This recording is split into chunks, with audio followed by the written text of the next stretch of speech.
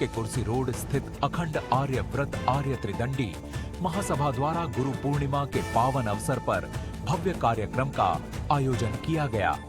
कार्यक्रम में महासभा के राष्ट्रीय अध्यक्ष आशिष त्रिवेदी ने महंत योगेंद्र दास की गुरु वंदना की, उनकी आरती उतारी और गुरु गीत के माध्यम से उनकी महिमा का गुणगान किया। इस अवसर पर बड़ी संख्या में श्रद्धालु कार्यक्रम में शामिल हुए और महंत योगेंद्र दास का आशीर्वाद प्राप्त किया।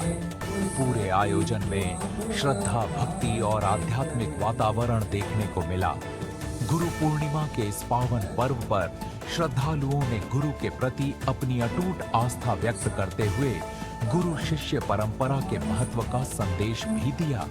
जो है गुरु पूर्णिमा है, गुरु पूर्णिमा के पावन पर्व पर मैं सभी सनातनियों को, सभी देशवासियों को बहुत बहुत बधाई, शुभकामनाएं देना चाहता हूं, क्योंकि बिना गुरु के तो इस भव से पार नहीं होना है। क्योंकि तुलसीदास जी ने भी कहा है कि बिन गुरु भवनिधि धरे न कोई, जो बिरंच शंकर सम होई। मतलब आप शंकर के समान भी होते हैं, तो बिना गुरु के इस पृथ्वी से, इस मृत लोक से पार नहीं पाना है। मतलब इससे मुक्ति नहीं मिलनी है।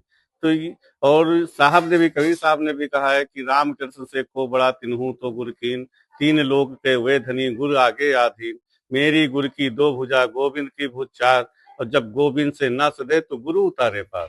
तो गुरु की तो महिमा अपार है, उसका तो कोई व्याख्यान नहीं का। गुरुर ब्रह्मा गुरुर विष्णु गुरुर देवो महेश्वरा, गुरु साक्षात परम ब्रह्म तस्मै श्री गुरुवे नमः। तो गुरु का तो इस मतलब मृत लोक में गुरु ही जो है इस भवसागर से पार कर सकता है, और बिना गुरु के तो भगवान का भी परिचय नहीं हो सकता।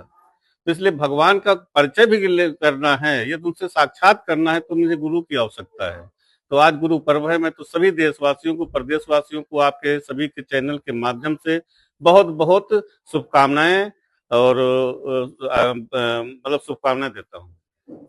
ऐसा है कि आपने भी देखा होगा, अभी हमारे यहाँ गुरु की पूजा हुई है, उसमें काफी युवाओं ने भाग लिया है। और हमारा एक गुरुकुल भी चलता है, जिसमें जिसमें छोटे से बड़े बच्चे तक पढ़ते हैं, और उनको हम गुरुकुल के माध्यम से भी जो है मतलब पश्चात जो हमारी सभ्यता है, संस्कृति है, उसका भी हम जो है वो ज्ञान देते हैं। और उसी के साथ हम जो है उनको कंप्यूटर आदि का भी ज्ञान देते हैं। तो आज के आधुनिक युग में तो ये आवश्यकता है।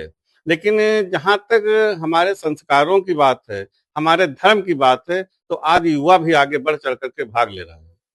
जो बात हो रही है, गुरु पूर्णिमा की जो बात हो रही है, और आपने कहा कैसे आश्रम हमारे पास से चल रहे हैं, जिसमें युवाओं को, बच्चों को सिखाया जा रहा है, अपनी संस्कृति से जोड़ा जा रहा है।